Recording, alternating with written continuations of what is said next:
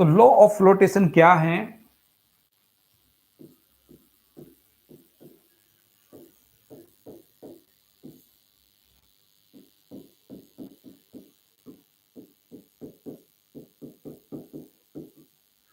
मान लीजिए यहां पर आपके पास में ये कंटेनर गिवन है, तीन अलग अलग केस हैं, एक ये है और एक यहां पर केस ये है। इन तीनों के अंदर यहां पर लिक्विड भरा है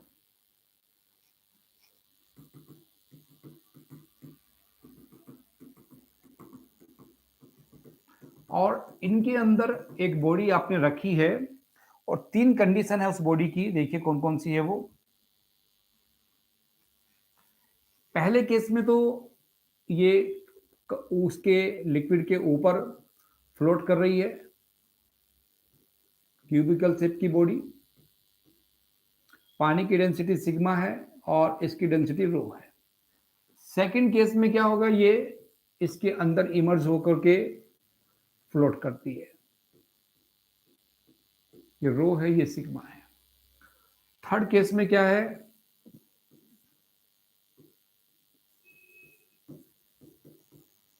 ये इस तरह से इसमें कंप्लीटली पानी में इमर्ज हो रखी है, ये पानी की डेंसिटी सिग्मा, इसकी रो। तो लो फ्लोटेशन में आप समझते हैं कब बॉडी पानी के सरफेस के ऊपर फ्लोट करती है, कब पानी के इनसाइड रहेगी, कब कंप्लीटली डिप रहेगी। तो ये डिपेंड करता है इसकी डेंसिटी के ऊपर। अगर बॉडी की डेंसिटी और जो लिक्विड जिसमें आपने इसको डिप किया है या जिसमें इमर्ज किया है उसकी डेंसिटी को अगर हम यहाँ पर कंपेयर करें तो क्या होता है उसको समझते हैं।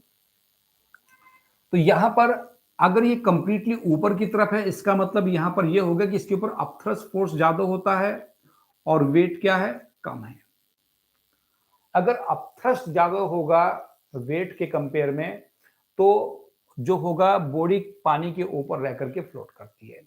या इसको डेंसिटी की फॉर्म में भी लिखना हो तो अपथ्रस्ट का फॉर्मूला तो क्या है, V सिग्मा जी। वेट क्या होता है, V रो जी। इसका मतलब सिग्मा ग्रेटर होना चाहिए किससे, लिक्विड की। ये जो लिक्विड की डेंसिटी है ये इस क्यूब की डेंसिटी से अगर ज्यादा होगी, इस केस में ये ब्लॉक पानी की ऊपर की सरफेस पे रह करके फ्लोट करता है। और यदि दोनों आपस में बराबर हो, F और W का मैग्नीट्यूड बराबर हो, अपथ्रस्ट और इस क्यूब का वेट बराबर हो, तो कंडीशन बनती है ये सेकंड वाली कंडीशन। इस केस में ये ब्लॉक कंप्लीटली पानी के अंदर होगा लेकिन ऊपर की सरफेस पे ही फ्लोट करेगा। पानी के इनसाइड, वाटर के इनसाइड रहेगा और ऊपर की सरफेस पे ही फ्लोट करता है। किस कंडीशन में, अगर अपथ्रस्ट का मैग्नीट्यूड वेट के बराबर हो, क्योंकि ये यहाँ पर क्या रहेगा कि इसमें बैलेंस स्टेट में होता है।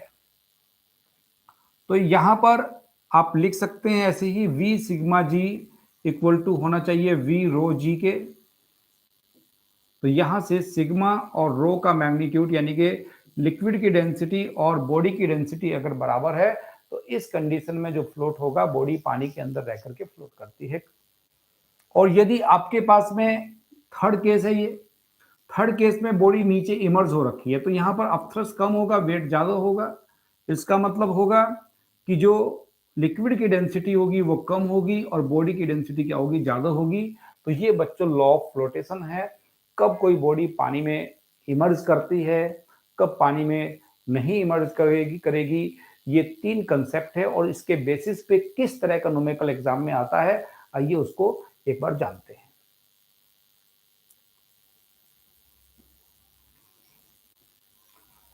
तो यहां पर एक एग्जांपल आप समझ सकते हैं।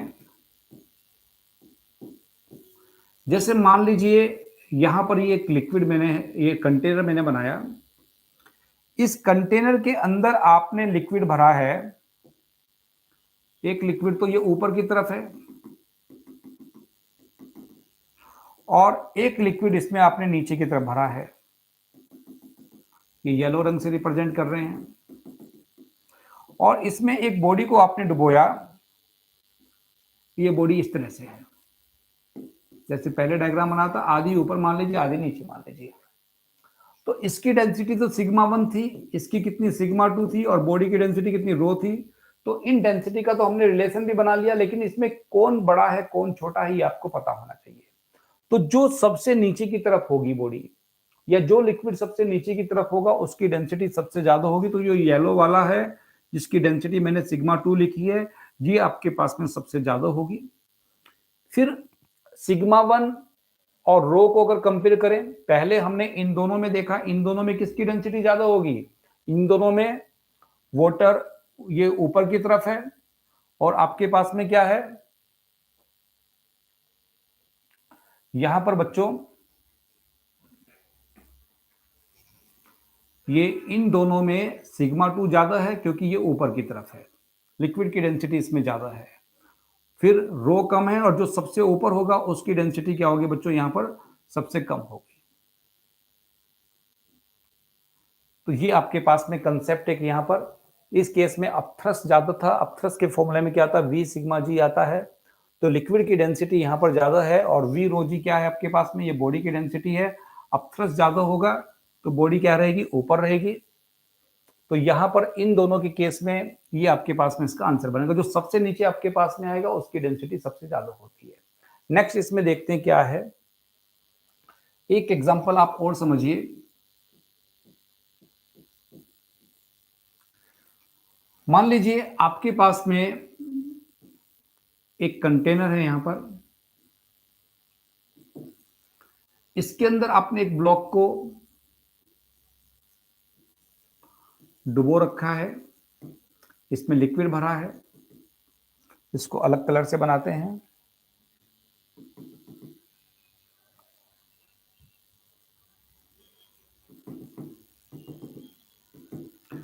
ये जितना लिक्विड पानी के अंदर है,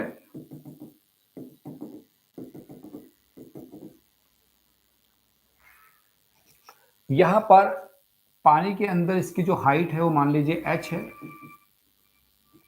और यहां ये l है, और इसके ऊपर कोई यहां एक छोटा सा हमने वेट रख रखा है। आपसे पूछा जाएगा जितना एयर में है ये l है और वाटर के अंदर जितना ये क्या है, h है। अगर इस वेट को रिप्लेस कर दें तो बताइए l के ऊपर और h के ऊपर, ये जो एयर में जो इसकी लेंथ है, जितना पार्ट एयर में है उसकी लेंथ l है और जितना वाटर के अंदर है उसकी हाइट कितनी है, ये h है। तो बताओ इस l पे और h के ऊपर क्या फर्क पड़ेगा अगर वेट को रिमूव कर दें। तो वेट को रिमूव करने से क्या होगा, जैसे ही वेट को रिमूव करेंगे तो क्वेश्चन ये होगी आपके पास में, what effect on L and H if weight is removed। अगर वेट को रिमूव करेंगे तो क्या फर्क पड़ेगा, जैसे ही वेट को रिमूव करेंगे बच्चों इसका वेट कम हो जाएगा, तो ये पूरा का पूरा ऊपर को जाएगा। तो जब ये ऊपर को जाएगा तो H पे क्या फर्क पड़ेगा, H की वैल्यू क्या होगी। तो यहां पर इसको समझिए, जैसे ये ऊपर को जाएगा, जैसे वेट को हटाएंगे तो ये H पे और पूछ रहा है L के ऊपर क्या फर्क पड़ेगा। तो जैसे ही ये ऊपर जाएगा, जैसे वेट को रिमूव करेंगे तो H पे, H तो ये पानी ये ऊपर जाएगा। यहां पर ये H का मतलब बच्चों ये पानी का, ये H ये ना मान करके आप इसको पानी की हाइट मान लीजिए। ये H का मतलब है यहां पर पानी की हाइट। तो इस पे क्या फर्क पड़ेगा, ये वाला पूछा गया है आपसे।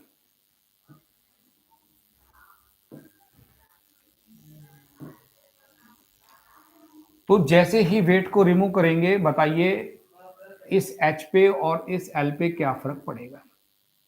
तो वेट हटाएंगे तो ये ब्लॉक ऊपर जाएगा, ब्लॉक जब ऊपर जाएगा तो पानी का लेवल किधर आएगा, नीचे आएगा। पानी का लेवल नीचे आएगा तो H क्या होगा बच्चों, जब ब्लॉक ऊपर जाएगा पानी नीचे आएगा। इसका मतलब H जो होगा इसमें जब सोल्व करेंगे इसमें तो आप बताएंगे H की जो वैल्यू होगी वो डिक्रीज होगी। और L पे क्या फर्क पड़ेगा, वाटर अगर ऊपर जाएगा तो ये L की वैल्यू भी क्या होगी, डिक्रीज होगी। तो ये सवाल भी एग्जाम में पूछा गया है कि बताइए L पे और H पे क्या फर्क पड़ता है अगर इस तरह से इसके ऊपर से वेट को रिमूव कर दें। एक इसमें पूछा जाता है, डेंसिटी से ऊपर रिलेटेड न्यूमेरिकल आते हैं बच्चों, जो लिक्विड की डेंसिटी है, ये डेंसिटी क्या होती है ये आप एक बार सीख लें इसको भी। डेंसिटी क्या होती है? डेंसिटी का मतलब होता है बच्चों एक तरह से mass upon volume. Mass upon volume जो होता है ये आपके पास में डेंसिटी होती है। तो यहां पर अगर आपके पास में अलग अलग दो लिक्विड है, एक एग्जांपल के लिए समझिए आप, मान लीजिए यहां पर एक ये लिक्विड है, इसका मास m1 है, इसकी जो डेंसिटी वो मान लीजिए d1 है। इस बार डेंसिटी को d से लिख दिया। यहां दूसरा लिक्विड है, इसकी डेंसिटी d2 है और मास इसका m2 है। इन दोनों लिक्विड को आपने आपस में मिक्स कर दिया और मिक्स करने के बाद यहां पर आपने क्या बना दिया, एक ये आपने मिक्सचर बना दिया। ये मिक्सचर बन गया। तो इस मिक्सचर की डेंसिटी अगर आपको निकालने को पूछी जाए तो कितनी होगी? तो डेंसिटी ऑफ मिक्सचर जब आप फाइंड करते हैं तो फॉर्मूला यह है कि मास अपॉन वॉल्यूम, तो यहां पर लिखेंगे total mass upon total volume. Total mass कितना होगा यहां पर? इसका मास m1 है, इसका मास m2 है, तो दोनों के मास का जब सम करेंगे तो टोटल मास आपके पास कितना होगा? m1 plus m2। Total volume कितना होगा? एक का v1 एक का v2, तो v1 प्लस v2। तो total mass upon total volume जब आप करते हैं तो ये आपके पास में डेंसिटी ऑफ मिक्सचर आएगा। यहां पर वॉल्यूम नहीं गिवन है, हमें m1 और d1 m2 और d2 गिवन है, तो वॉल्यूम आप निकाल सकते हैं। m1 plus m2 upon v1 को लिखेंगे m1 बाई d1, v2 को लिखेंगे m2 बाई d2। यहां पर इन दोनों का मास, ये जो डेंसिटी ऑफ मिक्सचर का फॉर्मूला आपके पास ये बन गया। अगर आपके पास में ये m1 और m2 का मैग्नीट्यूड आपस में बराबर हो तो डेंसिटी ऑफ मिक्सचर को कैसे फाइंड करेंगे?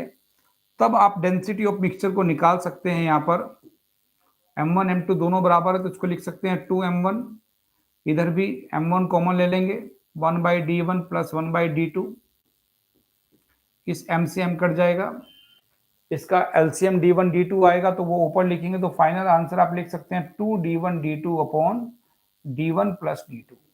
इस तरह से दो लिक्विड हो, तीन लिक्विड हो, चार लिक्विड हो, जितने भी लिक्विड को आपको मिक्स करना हो और मिक्सचर की डेंसिटी आपको फाइंड करनी हो तो उसको फाइंड करने का ये कंसेप्ट होता है। नेक्स्ट, फिर ऐसा ही सवाल एक देखिए, नेक्स्ट एग्जांपल देखिए। इस बार आपके पास में जो यहां पर एक ये कंटेनर है, ये दूसरा कंटेनर है, इसके अंदर जो लिक्विड भरा है इसका वॉल्यूम v1 है, डेंसिटी इसकी d1 है, और दूसरे वाले लिक्विड के अंदर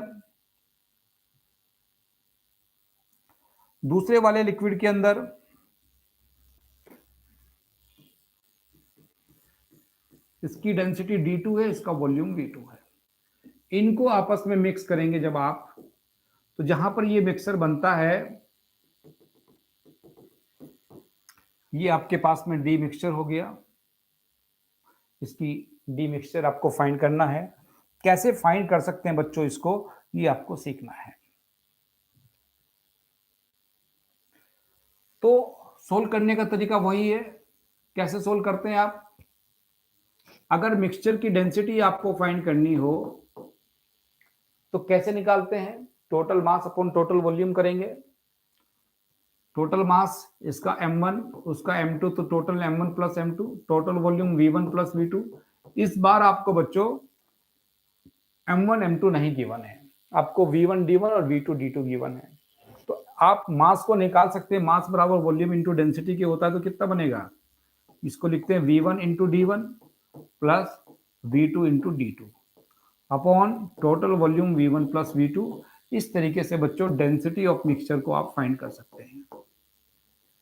तो यहां पर अगर दोनों का वॉल्यूम बराबर हो, अगर मान लीजिए v1 का वॉल्यूम v2 के बराबर हो, तो मिक्सचर की डेंसिटी कैसे निकलती है? तो यहां पर v1 कॉमन ले लेंगे, d1 प्लस d2, नीचे v2 को भी v1 लिख देंगे तो 2v1, v1 से v1 चला जाएगा तो आपके पास बनेगा d1 प्लस d2 अपॉन 2।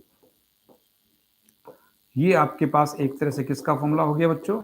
ये आपके पास इस केस में डेंसिटी ऑफ मिक्सचर निकालने का तरीका हो गया है, किस तरीके से आप डेंसिटी को निकाला जाता है। तो इसमें आप आगे पढ़ेंगे, जो टॉपिक आपके पास में है उसका नाम है फ्लूइड प्रेशर। फ्लूइड प्रेशर क्या होता है, आइए उसको भी सीखते हैं।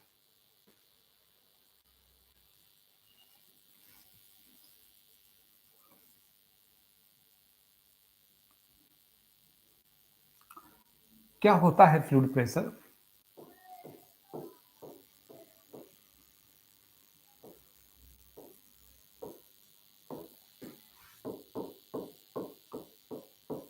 फ्लूइड प्रेशर के लिए समझिए आप, कंटेनर में जब आपको मालूम है, आपने किसी भी बॉडी को जब आप डुबोते हैं तो क्या होता है, इसमें लिक्विड भरा होगा, इसमें आपने किए इस शेप की बॉडी को डुबो दिया, इसमें क्या है, यहां पर लिक्विड भरा है।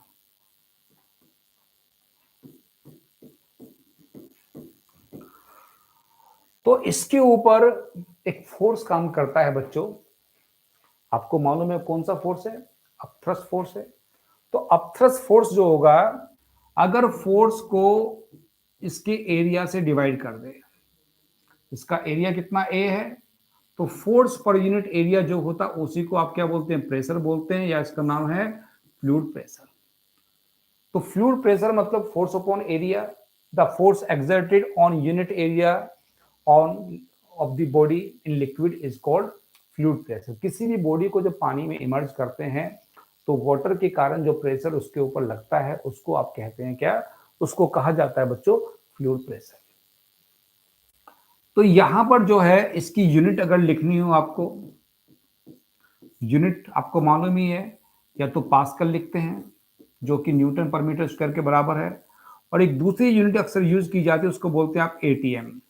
1 एटीएम इक्वल टू 1.01 इंटू 10 की power 5 newton per metre square, या इसको पास्कल।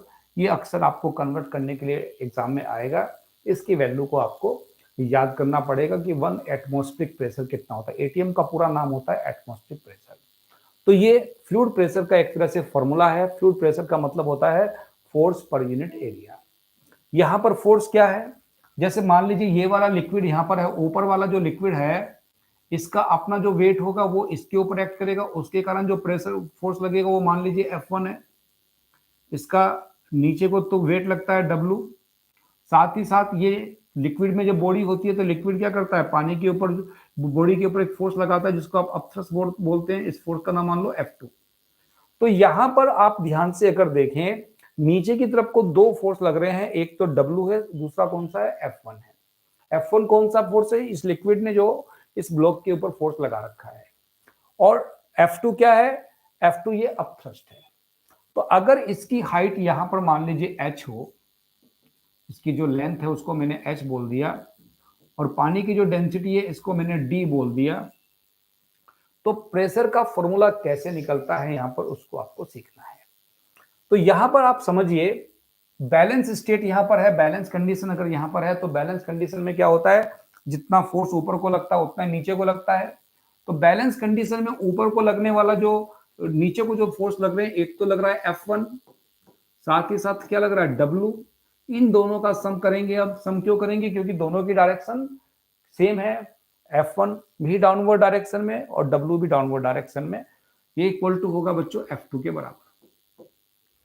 तो यहां से लिख सकते हैं वेट इक्वल टू हो जाएगा F2 माइनस F1। ये F2 माइनस F1 को पहले लिख लो आप, इक्वल टू वेट के बराबर। तो यहां F2 का मतलब इस फॉर्मूले से अगर आप देखें, F2 होता है बच्चों P2 इंटू एरिया। एरिया किसका एरिया, इसका दोनों तरफ का एरिया बराबर ही होगा, तो एरिया को A ही लिख दिया। F1 को लिखेंगे P1 इंटू A, यानी कि नीचे से ऊपर की तरफ को प्रेशर P2, ऊपर से नीचे की तरफ को प्रेशर P1। P1 को एरिया से मल्टीप्लाई करेंगे तो क्या बन जाता है, फोर्स बन जाता है। अगर P को A से मल्टीप्लाई करें तो फोर्स आ जाएगा। ये बराबर होता है वेट के। वेट कितना होगा इसका, इसका mg के बराबर। m कितना होगा इसका, इसका वॉल्यूम इंटू डेंसिटी के बराबर। तो वॉल्यूम को लिख लेंगे यहां पर, इसकी हाइट है h, area a, density d into g. तो यहां पर a को हम कॉमन ले लें अगर, P2 माइनस P1 जो होगा इंटू a, ये बराबर होगा a पहले लिख लो इंटू एच डी जी, क्योंकि इस a से जो है ये वाला a कट जाएगा, तो ये आपके पास P2 माइनस P1 को P बोलते हैं, equal to H D G के बराबर होगा।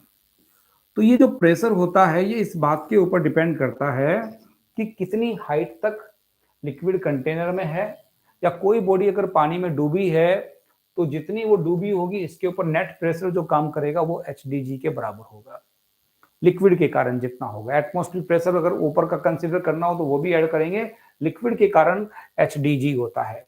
अगर आपके पास में अलग अलग कंटेनर गिवन है जिनकी डेप्थ सेम है, उनका साइज भले ही अलग अलग हो, उसमें अमाउंट ऑफ वाटर चेक कितना भी हो, लेकिन अगर डी सेम है, डेंसिटी सेम है, उनकी डेप्थ सेम है, तो उस केस में वो लिक्विड अपने बेसमेंट के ऊपर जो प्रेशर लगाते हैं वो प्रेशर क्या होगा, तीनों केस में बराबर होगा। एग्जाम्पल के लिए समझिए आप, मान लो यहां पर आपके पास में एक तो इस शेप की बॉडी गिवन है और इसके अंदर यहां पर आपने h हाइट तक मान लीजिए लिक्विड भरा है, इसकी डेंसिटी d है। दूसरे इस शेप की बॉडी है,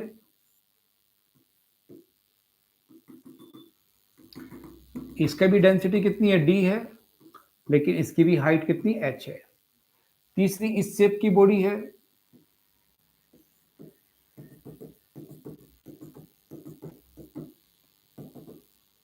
इसकी भी हाइट h है, डेंसिटी d है। तो तीनों केस में जो प्रेशर होगा, यहां पर जो प्रेशर अगर आप लिखेंगे वो भी एच डी जी, यहां पर भी प्रेशर कितना होगा, एच डी जी, ये P2, यहां पर P3 भी कितना होगा, एच डी जी। तो इसके बॉटम पे अगर आप प्रेशर यहां पे निकालना हो तो लिक्विड की हाइट देखिए कितनी है, ये एच डी जी। तो यहां पर टोटल प्रेशर आपके पास में ये P1, P2 और P3, इन तीनों का जो मैग्नीट्यूड होगा ये आपस में बराबर होगा। तो ये आपके पास में जो प्रेशर होता है इसको फ्लूइड प्रेशर कहा जाता है। ऐसे ही इसमें आप एक टॉपिक और है, कंसेप्ट और है जिसका नाम होता है पास्कल लॉ। क्या होता है पास्कल लॉ, इसको भी आइए सीखते हैं।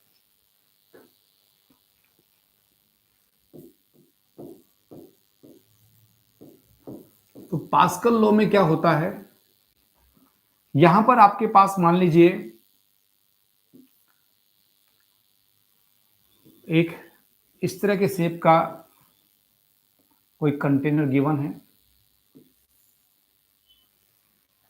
और इसके अंदर जो है यहां पर लिक्विड भरा है।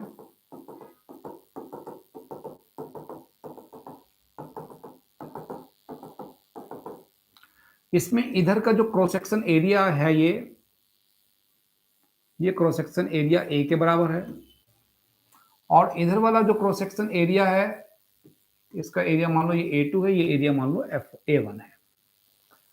तो यहां पर हमने मान लीजिए फोर्स लगाया कितना, F1। तो यहां से नीचे ये लिक्विड जो ऊपर को फोर्स लगेगा बच्चों, यहां पर फोर्स कितना लगता है, F2 लगता है। क्यों लगता है F2, कि जितना इधर को प्रेशर हमने इस पे अप्लाई करेंगे, हमने मान लीजिए P1 प्रेशर इसके ऊपर अप्लाई किया, जितना प्रेशर अप्लाई करेंगे उतना ही प्रेशर आगे भी इसमें ट्रांसमिट होता है। वो यही स्टेटमेंट क्या कहलाता है बच्चों, यही स्टेटमेंट कहलाता है पास्कल लॉ। जितना प्रेशर अप्लाई करेंगे, कितनी भी डायरेक्शन में लगना हो, वो सब का सब जितना इनिशियल प्रेशर होगा उसके अमाउंट के बराबर होगा। जितना प्रेशर हम एग्जर्ट करते हैं P1 उतना ही आगे ट्रांसमिट हो जाता है। तो ये एक तरह से बच्चों आपके पास में हाइड्रोलिक लिफ्ट होती है। और हाइड्रोलिक लिफ्ट जो होती है ये किसके ऊपर बेस्ड है, पास्कल लॉ के ऊपर बेस्ड है। हमारी जो कार है, कार में जब लिक्विड लगाते हैं तो उसमें ब्रेकिंग ऑयल होता है।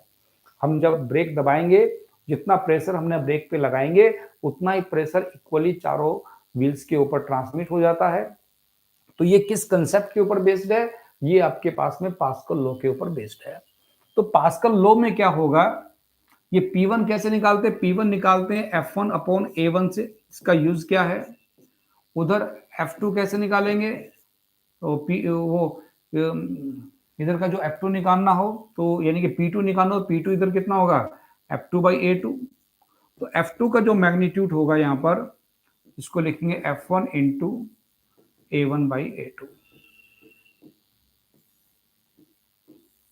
तो ये F2 इस बात के ऊपर डिपेंड करेगा यहाँ पर, F2 इक्वल टू जब निकालेंगे A2 बाई A1। तो F2 इस बात पे डिपेंड करता है यहाँ पर कि एरिया कितना है। यहाँ पर A2 अगर ज्यादा है, यहाँ A1 कम है, तो F2 का मैग्नीट्यूड जो होगा F1 से ज्यादा होगा, क्योंकि इधर एरिया जितना कम होगा, उधर जितना ज्यादा होगा एरिया, उतना ही ज्यादा यहाँ पर ऊपर को फोर्स लगेगा बच्चों, क्योंकि प्रेशर इक्वल रहना है। और इसी कंसेप्ट का यूज करके क्या होता है, जो हाइड्रोलिक लिफ्ट्स होती है उनका यूज किया जाता है। जैसे आपकी कार जब वॉशिंग के लिए जाती है तो हाइड्रोलिक लिफ्ट वहां भी यूज करनी पड़ती है। तो वहां पर जो है एक तरफ से आप प्रेशर अप्लाई करते हैं, उनके पास में जो डिवाइस होती है एक, और उधर से एक हाई प्रेशर उसकी कार के ऊपर लगता है, जिसके कारण कार जो है बैलेंस स्टेट में ऊपर रहती है। तो ये हाइड्रोलिक लिफ्ट भी जो है बच्चों, ये एक तरह से पास्कल लॉ के ऊपर बेस्ड है। तो ये आपने सीखा है, केवल बेसिक बातें सीखी है कि लिक्विड जो है उसकी डेंसिटी क्या है, लिक्विडों को मिक्स कर दें तो मिक्सचर की डेंसिटी कैसे निकालेंगे, अब थ्रस्ट फोर्स क्या है, अब थ्रस्ट का मैग्नीट्यूड कैसे निकालते हैं, लॉ फ्लोटेशंस क्या है, कब कोई बॉडी पानी में इमर्ज करेगी, कब कोई बॉडी पानी में फ्लोट करती है, और ये पास्कल लॉ क्या है, ये आपने सीखा है। अब आप इसमें सीखेंगे विस्कोसिटी से रिलेटेड, फिर आप इसमें सीखेंगे बर्नौली थ्योरम से रिलेटेड, और फिर हम पढ़ेंगे इसमें सरफेस टेंशन, और उसके बाद इनके ऊपर जो PYQs हमारे एग्जाम में पूछे गए हैं हम उनको सीखेंगे।